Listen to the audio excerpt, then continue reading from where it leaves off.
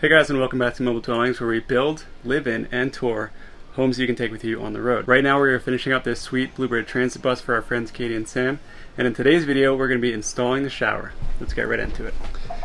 Okay, so we have a really nice size shower in here. It's almost 34 inches wide and about 25.5 inches deep. The thing is, they don't actually make custom sized shower pans, and we don't really want to do a conventional shower pan because that uses a bunch of mortar and a bunch of stuff that I'm afraid could crack over time. And on top of that, you can't just put the drain anywhere you want to in a bus because it might hit a flooring joist support, big piece of metal. You don't want to drill through that. So as you can see here, we have an offset drain. That drain should be there, but it's more like over there. And that's just what you have to work with. So as always, I have a solution, and that is a Kurti Schluter pre-sloped shower pan. That's hard to say. Where is it? It's outside. And we're going to cut it so the drain is in the correct location. So that's going to be step number one. By the way, it's 9 days until Christmas. I am almost on this bus, but I'm not quite there yet. Luckily, some reinforcements are on the way. Okay, so here's our shower base, 48 inches long by 36 inches wide. It's quite a bit oversized for this space, but that's what we have to do in order to ensure that our drain can move right there. So first thing we need to do is we need to make sure the center of our drain is 7 inches from the back wall. We need to cut this so that there's 7 inches from here to the center. The next thing we're going to do is make it so that we are 15 inches from the sidewall. That's what we're going to cut off of this thing first.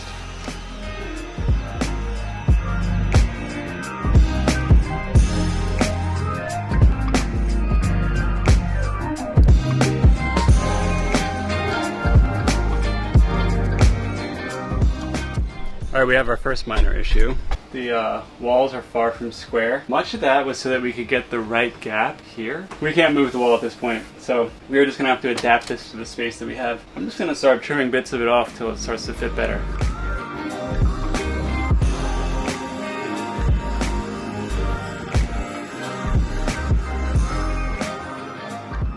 So presumably the other side is also going to be all square. So I'm going to cut this one a little bit too long, and then I'll be able to adapt it to that side as well.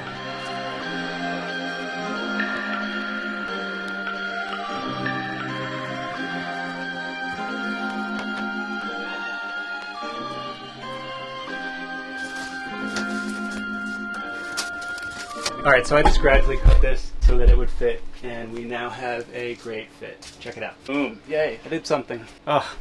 A little bit of a confession to make. Towards the end of the build, I get really burnt out, and I've got to say I kind of have senioritis, and I feel like it's really good in here, and I feel like, you know, maybe Katie and Sam don't need a shower, so I quit. See you guys next time. Don't worry, guys. I'll take it. Alright, everybody give a warm welcome to Jay from Kels and Jay, who I'm sure you know. He's a fantastic builder. He's already finished his second build. And we're going to do the shower together. Alright, let's get this done. There you go. The next thing to do is to mix up mortar and stick it to the ground.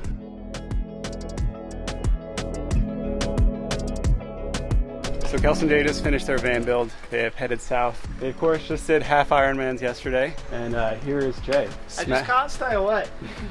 Anything build related. I can't stay away. Jay can't stop. He doesn't get senioritis like I do.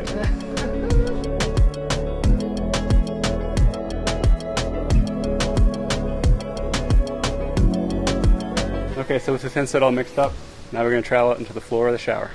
So nice. You have so much room under there to do what you want. That's great. I guess the van's not like that. No, it's horrible. You can barely get yourself under there to do any work. Oh, yeah, that's perfect. Oh, the one area! Oh my god. We got a wet rag.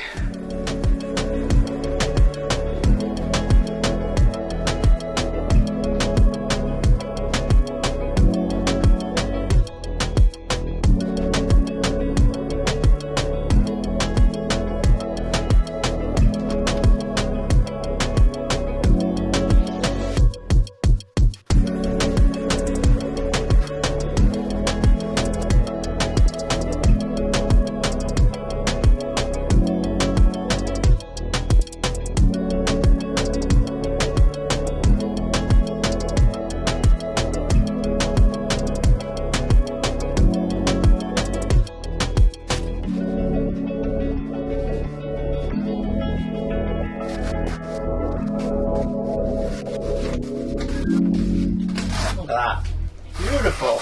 Not good? I might be overdoing it with this scraping, but... Alright, so the base is all installed, the drain flange is all installed.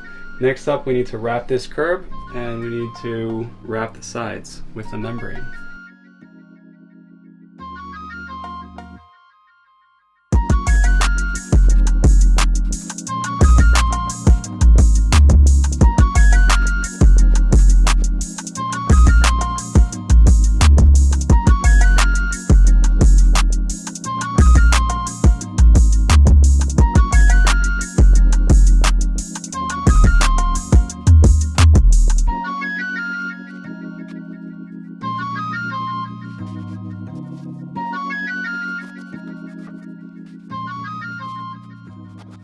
You know you've done a good job when you've got more on your hands than on the wall.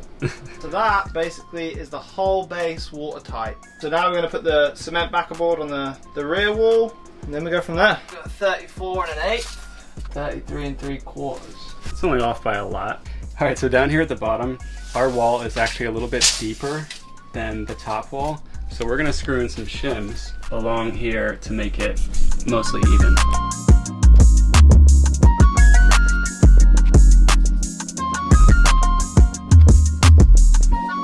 Alright, so while Jamie cuts that hardy backerboard, I'm doing a little bit of a shim situation over here.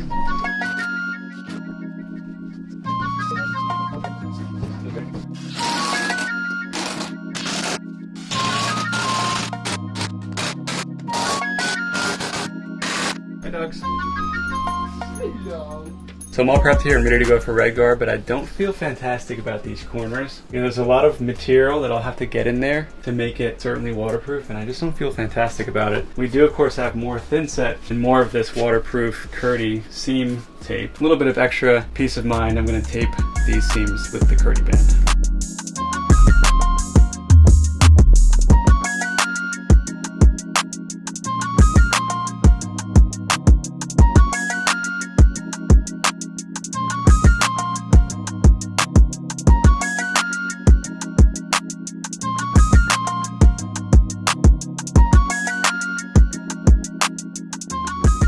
Looking at this, it sort of makes me think maybe I should have just done the Curdy system again and done Curdy on the walls as well. But this is where we're at, and the next step is RedGard.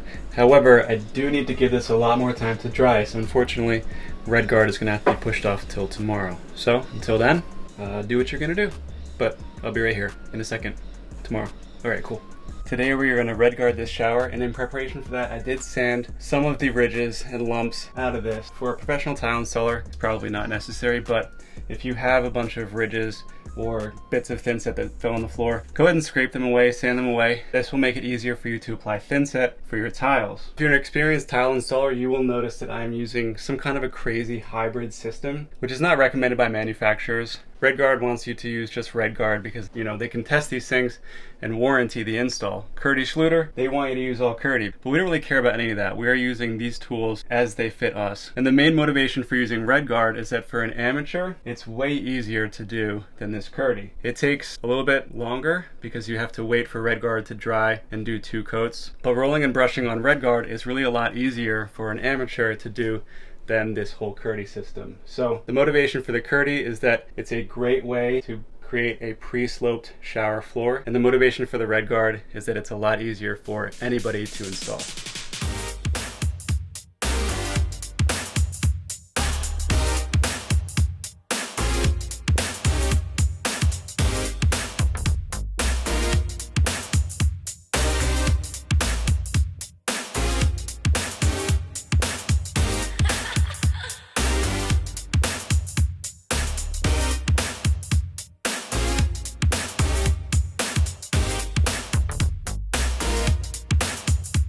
So we're gonna let this dry for about an hour and come back and do another coat.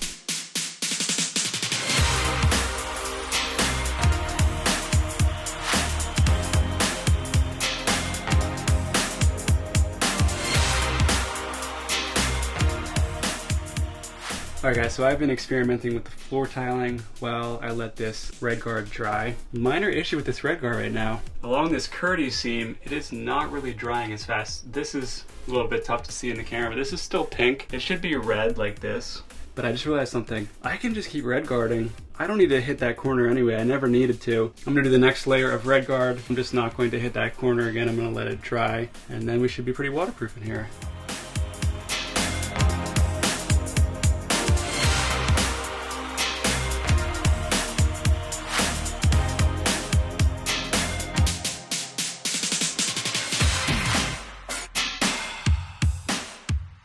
Want to check out the shower? It matches your dress. Yeah!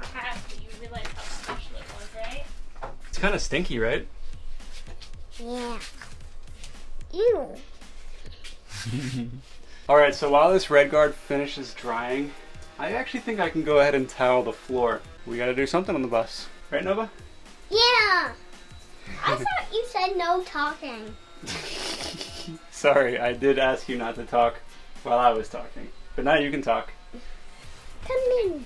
I have a tour.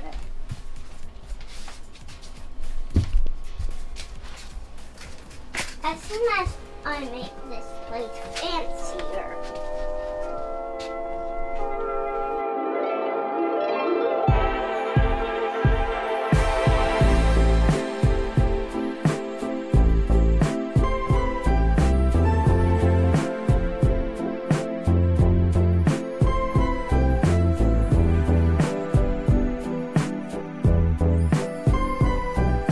Alright, I got my thin set mixed up, so let's get started.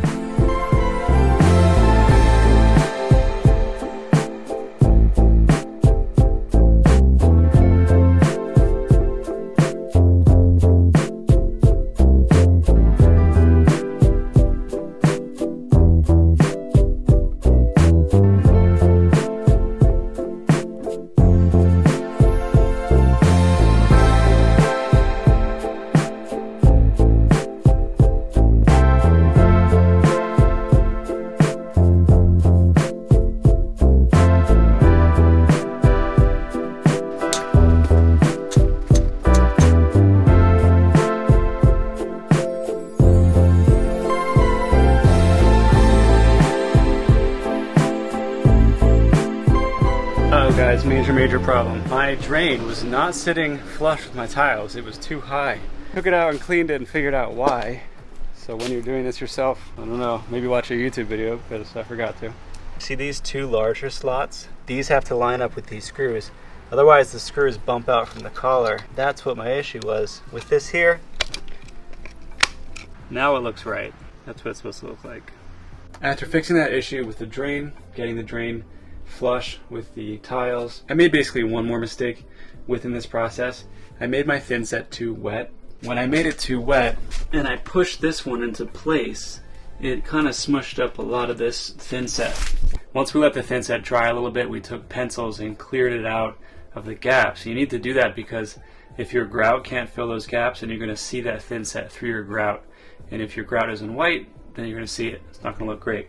But we did manage to finish this last night, and it's actually looking pretty good.